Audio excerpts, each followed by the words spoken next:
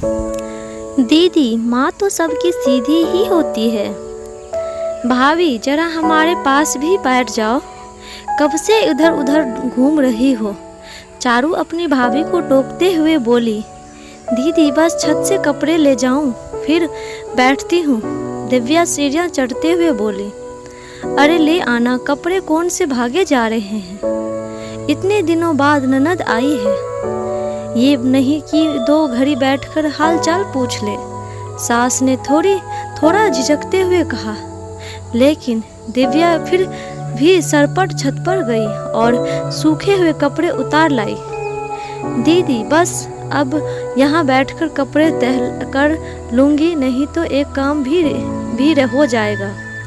अब थोड़ी देर में चाय का वक्त हो जाएगा। दिव्या कपड़ों का ढेर पलंग पर रखकर बैठ गई। भाभी, बात तो ऐसे दिखा रही हो जैसे फुर्सत ही नहीं मिलती। अरे शुक्र मनाओ कि आपको माँ जैसी सास मिली है। मेरी माँ तो बेचारी बहुत सीधी है।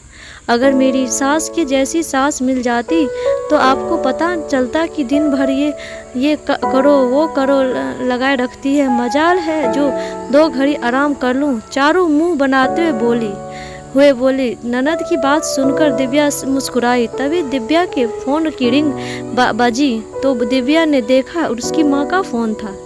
दीदी, मेरी मम्मी का फ़ोन है। चारू कुछ कहती इससे पहले ही दिव्या की सासू माँ बोल पड़ी। अरे तेरी माँ से तो फिर बात कर लिए, पता नहीं रोज रोज क्या बात होती है। 2 घड़ी ननद के पास बैठने के लिए क्या कह दिया तो बहाने तैयार रहते हैं। इससे पास सास की बात सुनकर दिव्या ने फ़ोन काट दिया। फिर अपनी सास से बोली। माँ जी, 1 हफ्ते से मैंने माँ से बात नहीं की है। माँ है ना, दिल नहीं मानता। कोई बात नहीं है, फिर कभी कर लूँगी। सुनाओ दीदी, जीजा जी कैसे हैं? और इस बार आप इतने दिनों बाद क्यों आई हैं? दिव्या ने मजाक में अपनी ननद से कहा। अरे भाभी, क्या बताऊँ, यहाँ आने के नाम से ही मेरी सास चिढ़ जाती है। वो तो मैं ही जिद करके आ जाती हूँ। सच्ची भाभी, इतनी खड़ूस सास तो भगवान किसी को ना दे। सास की बात पर दिव्या सोचने लगी। मैं भी कहाँ पिछले 8 महीनों से अपने मायके गई हूँ। यहाँ तक कि फ़ोन पर भी यदि 10 मिनट से ज़्यादा बात कर लूँ तो सासू माँ के तेवर बदल जाते हैं। चारू फिर बोली। भाभी, शुक्र मनाओ कि मेरी सास की तरह मेरी माँ आप पर रोक टोक नहीं लगाती, नहीं तो आपको पता चलता सास कैसी होती है। चारू हर बात में अपनी माँ को बीच में ला रही थी, जैसे दुनिया के टाटा के बहू है जो अपनी सास से परेशान है। थोड़ी देर बाद चारू अपने भाभी के कमरे में गई तो वहाँ कुटी पर टंगे नाइट सूट को देखकर पूछ बैठी। भाभी, आप नाइट सूट भी पहनती हो? जब मैं यहाँ थी तो मैं भी पहनती थी, लेकिन मेरी सास तो अब मुझे लाने भी नहीं देती। मजाल है जो मैं नाइटी पहनकर भी कमरे से बाहर आ जाऊँ, सारा घर सर पर उठा लेती है। आप खुशकिस्मत हो जो आपको माँ जैसी सीधी सास मिली है। दिव्या को अब अपनी ननद की बातों से खुन्नस आ रही थी। वो पूछ बैठी। दीदी, आपकी सास इतनी कड़क है तो तब तो सारा दिन सारा परिवार उनसे परेशान रहता होगा। क्या आपको सास आपकी ननदों पर भी इतनी ही रोक टोक लगाती है? अरे नहीं भाभी, बेटियों को तो उन्होंने सर पर चढ़ा रखा है।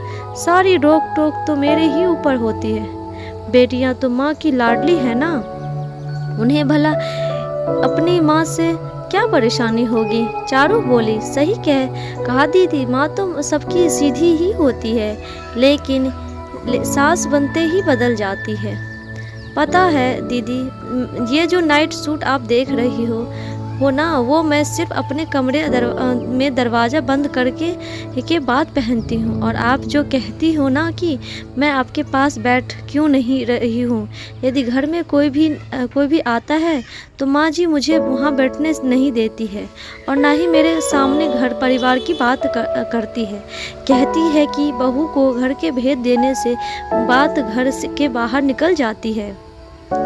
जब कभी मायके जाने की बात कहती हूँ तो कोई ना कोई बहाना बना देती है। जो मम्मी जी आपसे हर रोज़ फ़ोन पर बात करती है ना, वही मम्मी जी यदि मैं अपनी माँ से हफ्ते में 2 बार भी बात कर लूँ तो कहती है मायके से इतना मोह रखेगी तो अपना घर कैसे बसाएगी। सच बताऊं तो दीदी आपकी माँ सचमुच बहुत सीधी है, लेकिन मेरी तो वो सास ही है ना, और इससे कोई नई बात नहीं है दीदी, क्योंकि सास बनने के बाद बहू को नियम में बांध कर रखना शायद वो अपनी जिम्मेदारियां समझती है। ये बात शायद मेरी माँ पर भी लागू होती है। दिव्या मुस्कुराते हुए बोले। चारू निशब्द सी अपनी भाभी की बात सुन रही थी। उसे यकीन नहीं हो रहा था कि उसकी सीधी माँ सचमुच सास बनकर इतना बदल गई है, लेकिन उसे आभास जरूर हो रहा था कि भाभी ठीक ही कह रही है। जो सास उसके लिए कड़क मिजाज है, उसकी नंदों के लिए वो ममतामयी माँ ही है ना। सच में एक माँ जिस तरह अपने बच्चों की नादानी और कमजोरियों पर पर्दा डालती है, एक सास नहीं डाल सकती। आप सही बोल रही हैं भाभी, सच में माँ तो सबकी सीधी ही होती है, लेकिन सास तो सास ही होती है। अब मैं ये कभी नहीं कहूँगी कि आप खुशकिस्मत हैं हो, नहीं दीदी, खुशकिस्मत तो मैं हूँ जो मुझे आप जैसी प्यारी ननद मिली है। और सच पूछो तो मुझे माँ जी से कोई भी शिकायत नहीं है, क्योंकि सास बहू का रिश्ता ही ऐसा खट्टा मीठा होता है। अपना घर परिवार किसी पराये घर से आई लड़की को सौंपना इतना आसान थोड़े ही होता है। दिव्या चारू को बाहों में भरते हुए बोली तो चाबी हंस पड़ी। दोस्तों, मेरा कहना का उद्देश्य बिल्कुल नहीं कि सास ममतामयी नहीं होती है, लेकिन सास पर अपनी बहू की कुशलता गृहिणी बनाने की जिम्मेदारी होती है, जिस कारण वो कभी कभी सख्त जरूर हो जाती है। आपको ये कहानी कैसी लगी ज़रूर बताइए कमेंट बॉक्स में, और लाइक, सब्सक्राइब एंड शेयर ज़रूर कीजिएगा। Thank you.